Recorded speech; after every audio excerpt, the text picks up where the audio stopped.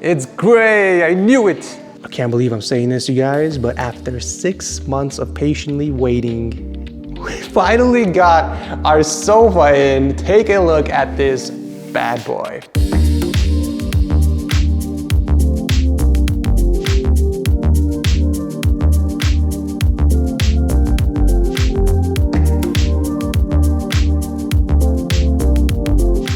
So it's got a bit of a futuristic vibe to it with a touch of modern, exactly what we were looking for to complement the great room and the rest of our house.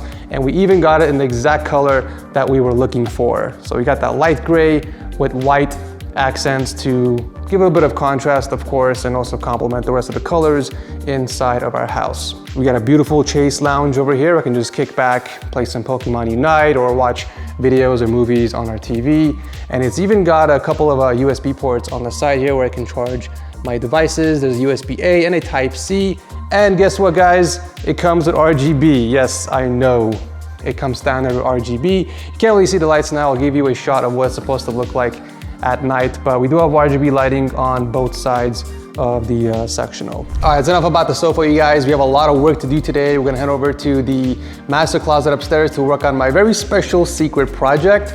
But in the meantime, I wanna know what you guys think about our sofa. Did you guys like it? Was it worth the 6 months waiting period? Let me know what your thoughts are in the comment section below. But yeah, let's head upstairs.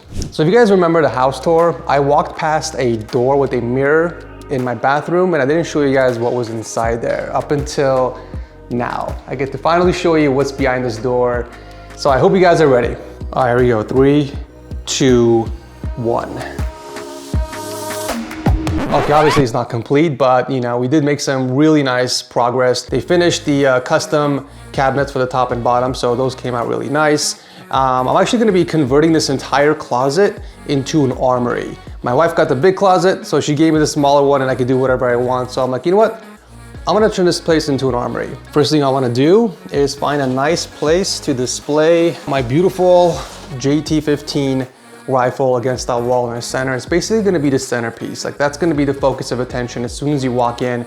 But you know, I don't want it to be all serious. Obviously, I wanna sprinkle this place in with a little bit of RGB. So I started this project about a week ago by adding some nanoleaf panels on the surface over here. And as you can see, they fell down.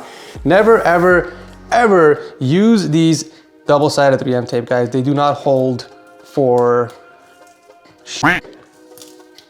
They peel off so easily and the top layer of the adhesive just comes off so easily. So if you're gonna be sticking some heavy stuff or even just nanoleaf panels on a ceiling or some surface that's facing down, they're gonna fall down. So do not go with these. Always go with VHB. If you guys are picking up 3M tape, make sure it says VHB next to it. VHB has the strongest adhesive power on double-sided tape.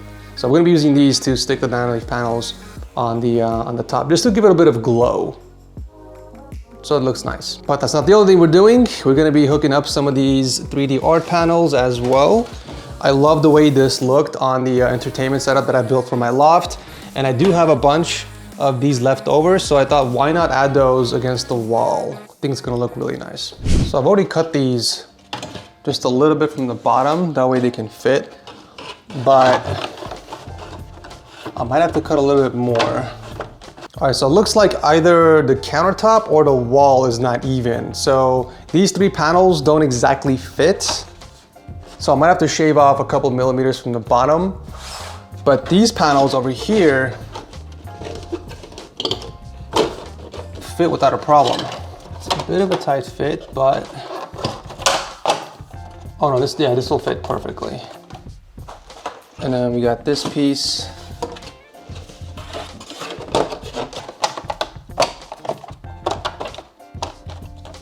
All right, so as you guys can see, the first 3 panels are sticking out quite a bit, so I'm gonna have to shave off 2 or 3 millimeters from the bottom. So they sit flush against the wall, just like these 2 panels. And then I'm gonna have to cut one of the panels in half to cover up that empty space over there in the corner.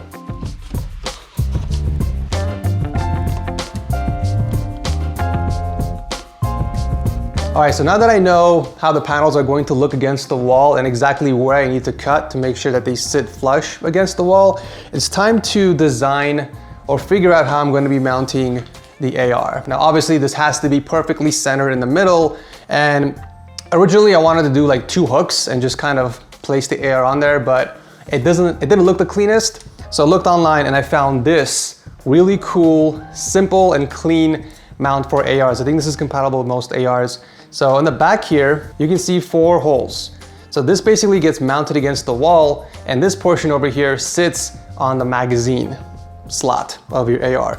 I think it's compatible with most ARs, so check this out, guys. It's really cool. So this snaps in. Hear a click, that means it's fully seated, and you can mount the AR against the wall just using this instead of, using 2 hooks on both sides. I think it's gonna look really clean and it's gonna look freaking awesome. But the problem is we have 3DR panels. So obviously this doesn't sit against the panel. We have to make a cutout in the middle to pass this through the panel and mount it against the wall. So like always, if you wanna get the center point of everything, you gotta measure the distance between the walls. So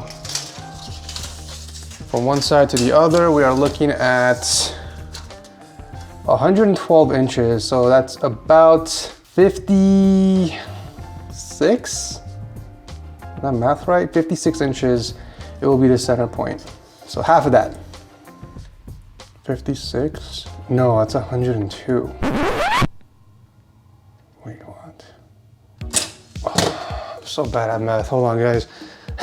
I wanna say 56, but something tells me that's wrong. 112 divided by 2. 56, I was right. I should stop doubting myself. All right, so now we measure 56 and we mark that on the panels. All right, so 56 is here. This is the center of it all. We're gonna mark the center of the panel right over there. So this means the center of the rifle has to be right there at the 56-inch mark. So it's perfectly centered with the wall. So now I have to actually measure the rifle. We're looking at about 36 inches. So half of that, oh God, here we go with math again. 18, I knew that. So half of the rifle is at 18 inches. So basically right here in the beginning where the magazine starts, or magazine slot, yeah. So magazine start here is 18. So, oh, actually, you know what? It's literally right here at the front of this. So I can use this mounting hole actually for a measuring point. So let's get this removed. So this mounting hole is exactly the center point of the rifle. All right, so now that we know where to put this, we need to basically trace an outline around this, because we're not just drilling holes for the mounting holes. We're actually gonna be making a cutout where this can fit against the wall flush. And it's kind of hard to do that because obviously we're working with some 3D textures here. It's just unfortunate that it had to land right here, so close to the side. All right, here we go.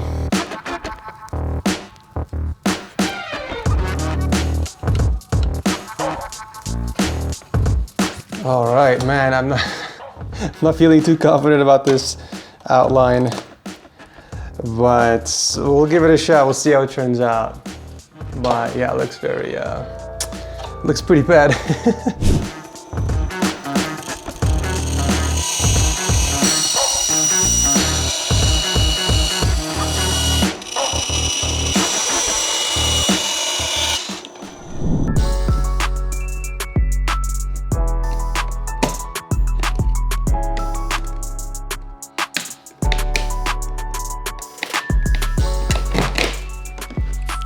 God damn it, I broke it. I cracked it, it was so close to the edge. I sympathize with anyone who's cut through these damn PVC panels. It is not as easy as I thought.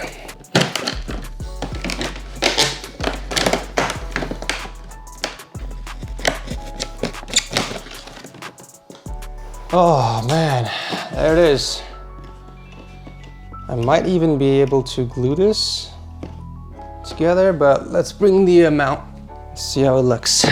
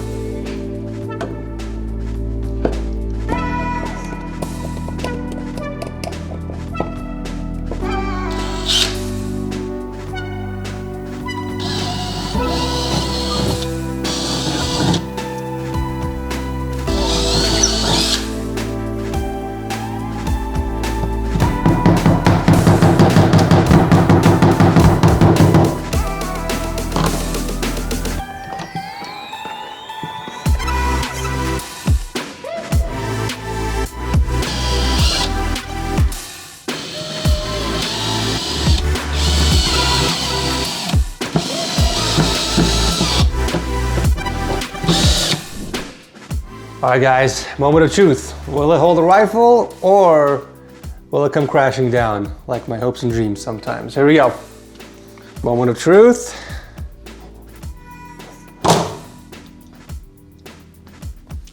Oh, okay. It does seem a bit uneven. Oh yeah, it's uneven quite a bit. That's actually because that's in the rifle. There's a lot of play on the rifle, unfortunately, so that's why it's tilted down. But it is holding the rifle, so that is good news so far. I just don't like how it's tilting down a little bit. So I'm gonna see if I can maybe compensate for that and tilt the actual mount a little bit. But yeah, overall, it looks really good. All right, I made the adjustment, so let's try this one more time.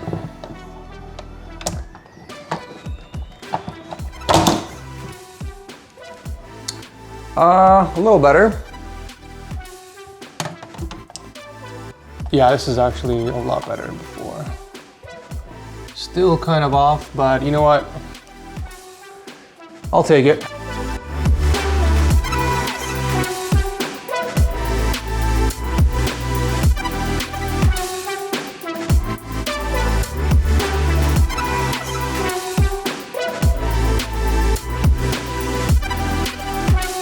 All right guys, after a full hour, I finally managed to install all the nanoleaf panels underneath the top cabinet from one side to the other.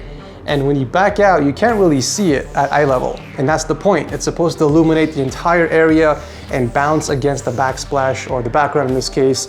And it's gonna look magical, you guys, okay? I tested out for a couple seconds and I came down with excitement. But we're not done yet because we gotta work on the cable management, of course. I can't just leave this loose cable dangling over here. And for some reason, whoever designed this closet only put one outlet next to the door. So if I'm gonna plug in anything, I could only use that outlet. And unfortunately, this cable from the nanoleaf panels, it's too short. So what do you do when a cable is short? You buy an extension cable. So when it comes to cable management, you can approach it two ways. You can approach it the lazy way, or you can approach it the clean and most efficient way. I see this done a lot of times in setup boards where people just use a couple of Velcro straps or cable clips, or they use the wrong size raceway to manage their cables when it's not really the most efficient. And I'll explain what I'm talking about, you guys. So let's talk about raceways for a second, okay? I have a standard raceway in front of me that can fit 4 to 5 cables easily. A lot of people out there will kind of pick these by default, even though they only have like 1 or 2 cables to work with. So essentially they're using up a lot more space when they don't really need it. So in this instance, it doesn't make sense using a regular cable raceway if I'm just gonna manage one cable. I don't need that extra space. It's not gonna look clean. So instead, I'm gonna be using this super thin single cable raceway instead. Believe it or not, guys, there are different size cable raceways out there. There are wide ones, there are short ones. It really comes down to how many cables you're managing and how clean do you want the cable routing to look. So in this case, I'm not using cable clips and I'm using a raceway instead so that I can get that super clean cable run from the outlet across the molding and straight into the nanoleafs. So I'm gonna start off using the raceway over here in this corner so I can have this cable running straight down in the corner. It's going to look a lot cleaner than using maybe 6 or 7 cable clips in my opinion.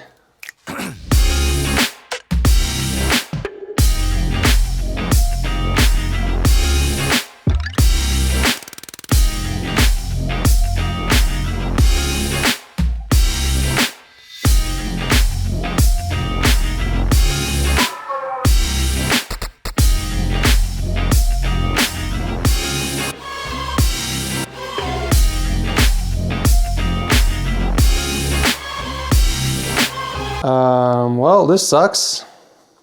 We're out of raceways, guys. Unfortunately, I'm not able to make it all the way to the outlets. So I ordered one more pack from Amazon. Even though I'm only gonna use one raceway, maybe it's okay. I'll keep the rest just in case I'll need it again. But you guys can kind of get the idea of what I was going for. Super clean runs all the way from the nanoleaf control panel on the top here, going down the corner, across the tabletop, down there against the corner once again, and following the baseboard straight path all the way almost to the outlet.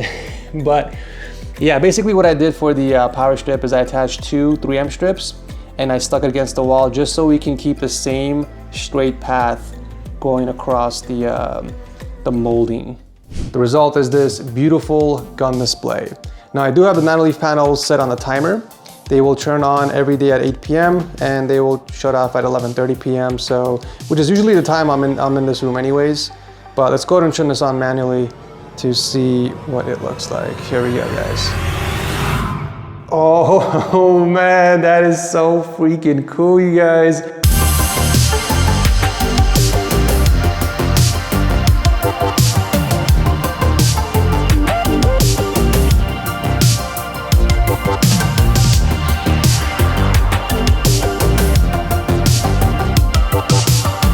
It looks like the gun is floating. It's absolutely insane. I can't believe this came out looking this good.